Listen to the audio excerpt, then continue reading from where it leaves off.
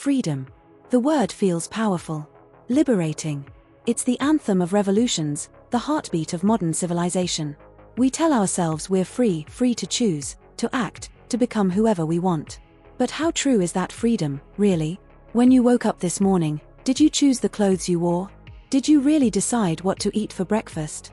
Or were those choices quietly shaped by 100 invisible forces, your culture, your habits, the marketing campaigns you saw last week, the voice of your parents echoing in your head? We like to believe we are rational beings, acting on free will. But behavioral science paints a more unsettling picture. Our decisions are often automatic, influenced by cues in our environment, the expectations of those around us, and the unconscious patterns carved into our minds by years of conditioning. Consider this. If you had been born in a different country, into a different family, would your political beliefs, your religion, your taste in music even remotely resemble what they are now? Probably not. That's not freedom. That's programming. Take society. It rewards certain behaviors and punishes others. From an early age, we learn what is acceptable, what brings praise, and what draws judgment. So we adjust. Not out of free will, but out of survival.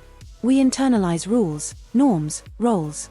Even rebellion becomes predictable, packaged, sold back to us in edgy slogans and rebellious fashion. The system absorbs the illusion of choice and sells it as identity. And then there's the unconscious mind.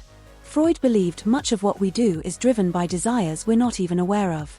Carl Jung went further, suggesting our psyche is shaped by ancient archetypes and collective memories. Modern neuroscience agrees. The brain makes many decisions before we're even aware of them.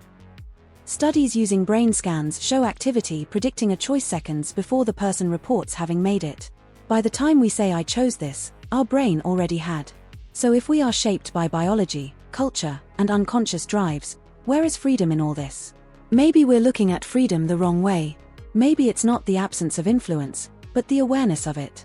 True freedom might not lie in the ability to make any choice, but in the ability to understand why we make the choices we do and question them. Think of the fish who doesn't know it's swimming in water until it jumps out. Most people live their whole lives inside systems they never question: economic systems, belief systems, family systems. But the moment you start asking, why do I believe this? Why do I want this? Who benefits from my choice? That's the first breath of real freedom. Awareness cracks the illusion. And with it comes responsibility. Because freedom isn't always pleasant. It's easier to obey than to choose.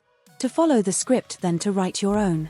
But if you want to be free, you have to be willing to suffer the weight of choice, the fear of uncertainty, the loss of belonging. Because freedom often means walking alone. Still, there's beauty in that. Even if we're shaped by 1,000 forces, the fact that we can become aware of them is miraculous. The fact that we can rewire our minds, break cycles, question the status quo, that's power. Not the fantasy of total control, but the slow, painful climb toward self-authorship. Maybe we'll never be completely free. Maybe we're more like rivers than arrows, shaped by the land we flow through, but still carving new paths as we go. Maybe freedom isn't a state, but a practice. A way of living with eyes open, asking questions, defying easy answers. Before you declare a choice your own, ask yourself, whose fingerprints are really on it? Is it freedom or just a well-rehearsed performance? Because freedom doesn't begin when you make a choice. It begins when you start wondering why you made it.